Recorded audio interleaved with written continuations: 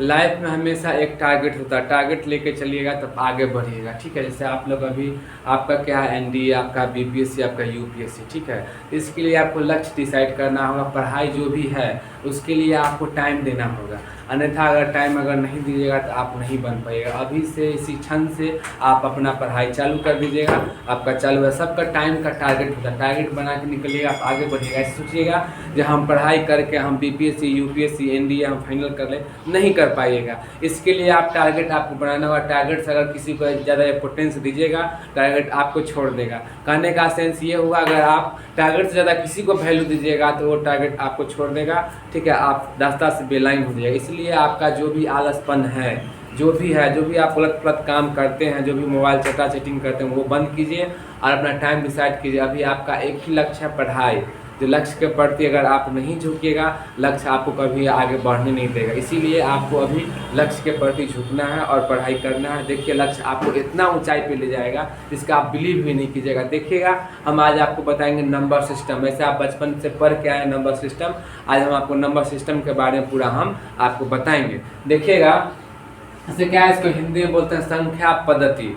Number system को क्या बोलते हैं? संख्या पद्धति। क्या है?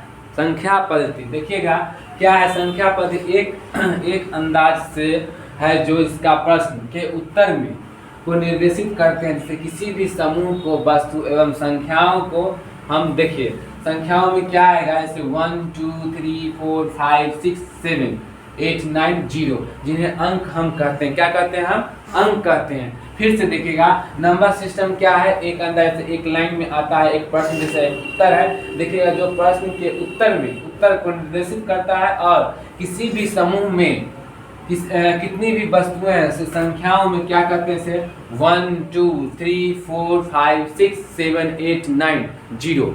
ठीक है, उसका क्या है, जिन्हें अंक में कहते से द्वारा व्यक्त किए जाते हैं। इसमें से 0 को, अर्थात ठीक है, इंग्लिश में क्या कहते हैं इसको, हिंदी में क्या कहते हैं इसको, क्या कहते हैं इंग्लिश में, इनिशिएशंट।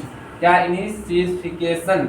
ठीक है, और अंक तथा शेष को सार्थक अंक कहते हैं। ठीक है, उसके बाद देखिएगा, संख्यक क्या है, संख्यक ये अंकों अथवा संकेतों को ऐसा समूह है जो किसी भी संख्याओं को निर्देशित करता हुआ संख्या कहलाता है। इसको फिर से देखिएगा, क्या है, संख्यक। हम क्या बताए, एक संख्या बताए, उसको क्या होता है, दूसरा में संख्यक बताए। क्या इसका क्या रूल होगा, अंकों अथवा संकेतों का ऐसा समूह जो किसी भी संख्या को निर्देशित करता है, उसे हम क्या कहते हैं, संख्या कहते हैं। देखिएगा, हम आपको क्या बताए, संख्या पद्धति, जिसमें नंबर सिस्टम बताया आपको। अब देखिएगा, प्राकृत संख्या किसे कहते हैं? प्राकृत संख्या उसे कहते हैं, गिनती की संख्या को हम प्राकृत संख्या कहते हैं। ठीक है, इसमें देखिएगा जो हम आपको लिख दिए, गिनती की संख्या को क्या कहते हैं, प्राकृत संख्या कहते हैं। इसको क्या करते हैं, एन से सूचित करते हैं। क्या करते हैं इसको हम, एन से सूचित करते हैं। इसमें 0 नहीं लिया जाता, मालूम है ना। पूर्ण संख्या इवन नंबर आएगा उसमें हम 0 लेते हैं। जैसे देखिएगा, यहाँ क्या है, 1 2 3 4 5, मतलब अनंत तक, मतलब गिनती की संख्या जितना आप ले सकते हैं वो क्या होगा, प्राकृत संख्या। इंग्लिश में क्या कहेंगे हम, इंग्लिश में क्या कहेंगे उसको हम, नेचुरल नंबर्स। क्या कहेंगे उसको हम, नेचुरल नंबर्स। इससे देखिएगा, इसको आप लिख भी लीजिएगा, हम लिख भी देते। एक तथा सबसे बड़ी प्राकृत संख्या जैसे इन्फिनिटी, मतलब अनंत तक जाएगा ये गिनती की संख्या। इसमें कोई डिसाइड नहीं है कि हम 5 तक लेंगे, 10 तक। गिनती की संख्या जो भी आप गिनिएगा वो क्या होगा, प्राकृत संख्या होगा। ठीक है, आगे देखिए क्या होगा, नेचुरल नंबर होगा। इसमें क्या है, पूर्ण संख्या। इवन नंबर में क्या होता है, इवन नंबर में 0 भी लिया जाता है, उसमें 0 नहीं लिया, इसमें 0 से स्टार्ट होता है। ठीक है, कहाँ, अनंत तक। ठीक है, अब आगे देखिएगा, इवन नंबर के बारे में आपको बताते हैं। इसको स्क्रीनशॉट कर लीजिए। क्या है, इसको स्क्रीनशॉट कर लीजिए, फिर आपको आगे बताते हैं। देखिएगा, पूर्ण संख्या, इसमें क्या हम बताए थे, इवन नंबर। इवन नंबर नहीं होता, ये होल नंबर होता है। इसका हिंदी क्या होता है, whole number, WHOLE, whole, whole number होता है। ठीक है, इसमें देखिएगा, होल पूर्ण संख्या, इसको होल नंबर्स कहते हैं हम। शून्य के साथ सभी प्राकृत संख्याओं के समुच्चय को हम पूर्ण संख्या का समुच्चय कहते हैं। इसे W से हम सूचित करें। जैसे देखिएगा, W है ना, W बराबर 0 1 2 3। उसमें क्या था, प्राकृत संख्या में क्या था, 0 नहीं था, इसमें क्या है, 0 आएगा। ठीक है, उसके बाद देखिएगा क्या है, 0 1 2 3 4 5 6, अनंत तक, इन्फिनिटी जाएगा। इसका मतलब होता है अनंत। ठीक है, उसके बाद देखिए, वास्तविक रूप से सभी प्राकृत संख्या पूर्ण संख्या होती हैं। उसका क्या, लेकिन केवल जीरो पूर्ण संख्या होती है, प्राकृत संख्या नहीं। देखिएगा जैसे हम जीरो लिख दें, किसी के साथ जीरो का अटैच कीजिएगा वो पूर्ण संख्या हो जाएगा। जैसे मान लीजिए हमको लिखना है 50, ठीक है, तो इसको 5 लिखा उसमें जीरो और घुसाए तो पूर्ण संख्या हो जाएगा। ठीक है, हम और आगे आपको बताते, इसमें कोई समझने में दिक्कत तो नहीं है, कोई दिक्कत नहीं ना इसमें समझने में। देखिएगा फिर समझ लीजिएगा क्या पूर्ण संख्या, इसको हम क्या कहते हैं इंग्लिश में, होल नंबर कहते हैं। तो शून्य के साथ सभी प्राकृत संख्याओं के समुच्च के पूर्ण संख्याओं का समुच्च कहते हैं, जिसे हम W से डिनोट या सूचित हम करते हैं। क्या करते हैं, W से हम सूचित करते हैं। जैसे देखिएगा W से W बराबर 1 2 0 1 2 3 4 5 6, जीरो से स्टार्ट करेंगे। ठीक है, क्या जाएगा, अनंत तक जाएगा। ठीक है, वास्तविक रूप से सभी प्राकृत संख्या का संख्या पूर्ण संख्या होती है, लेकिन जीरो केवल पूर्ण संख्या है, इसे प्राकृत संख्या। इसको स्क्रीनशॉट कर लीजिए या लिख लीजिए। ठीक है, बोर्ड छोटा है इस वजह से हम थोड़ा थोड़ा बता रहे हैं। ठीक है, आगे बताते हैं आपको।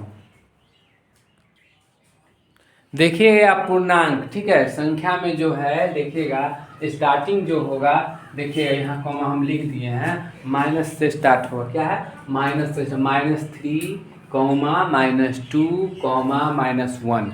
ठीक है, बराबर है। उसके बाद देखिएगा 0 1 3 आदि, मतलब आगे तक आ रहा है। ठीक है, को हम क्या कहते हैं, पूर्णांक कहते हैं। क्या है, इसको हम पूर्णांक जिसे हम I अथवा Z से सूचित करते हैं। याद रखें, इसको हम क्वेश्चन भी हम आपको करवा देंगे। ठीक है, जैसे में देखिएगा I अथवा Z में फिर से देखिएगा डॉट डॉट डॉट -3, मतलब इसमें अंक आ सकता है, आगे मतलब आगे और हम अंक बढ़ा सकते हैं। -3 है, 4 भी ले सकते हैं, 5 भी हम ले सकते हैं। ठीक है, ये समझाने के लिए आपको हम लिखे हैं, कंफ्यूज मत कीजिएगा। उसका क्या है, -3 -2 -1 उसके बाद देखिएगा 0 1 2 3 4, मतलब बढ़ते चलेगा। ठीक है, उसके बाद देखिएगा शून्य। शून्य क्या है, शून्य एक पूर्णांक है, लेकिन यह न तो धनात्मक पूर्णांक है और न ही ये ऋणात्मक पूर्णांक है, लेकिन यह निश्चित रूप से अऋणात्मक पूर्णांक तथा धनात्मक पूर्णांक है। जैसे देखिएगा फर्स्ट में देखिएगा धनात्मक पूर्णांक का समूह, ऐसे 1 2 3 3 3 4 डॉट डॉट डॉट। अब आगे देखिएगा दूसरे वाले में आपको बताते हैं। देखिएगा ऋणात्मक पूर्ण संख्या का समूह क्या है, ऋणात्मक पूर्ण संख्या का समूह लिख भी लीजिए। देखिएगा ऋणात्मक पूर्ण संख्या का समूह जो है, देखिएगा माइनस से चालू होगा। देखिएगा 1 minus comma 1 2 minus comma -3 -4 comma. ठीक है, क्या है, ऋणात्मक पूर्ण संख्या का समूह। ठीक है, उसके बाद देखिएगा और ऋणात्मक पूर्ण संख्या का समूह। देखिएगा इसमें क्या माइनस नहीं है। ठीक है, क्या माइनस नहीं, हम आपसे ऐसे भी पूछेंगे जो और ऋणात्मक पूर्ण संख्या का समूह क्या है, तो बोलिएगा 0 1 2 3 4 5 6, उसके बाद आते रहेगा। ठीक है, उसके बाद क्या, अधनात्मक पूर्ण संख्या का समूह क्या है, 0 -1 -2 -3 -4 ठीक है। उसके बाद देखिएगा 5 नंबर में देखिएगा यदि 0a उसके बाद नॉट इक्वल टू 0 तो p/q। ठीक है, क्या है, p/q। उसके बाद आगे देखिएगा p/q नहीं है, 0/a। क्या 0/a, ये 0 है। ठीक है, ये 0 है, क्या है, ये a 0 है और a है। ठीक है, क्या है, 0/a बराबर 0। देखिएगा जिसमें क्या है, इसी का चीज में लिखा हुआ है 0 सभी नन जीरो और नंबर से विभाज्य है। ठीक है, उसके बाद देखिएगा कोई भी प्राकृत संख्या शून्य से विभाजित नहीं है, अतः हर कभी भी समझ रहे हैं, हर कभी भी शून्य से नहीं हो सकता।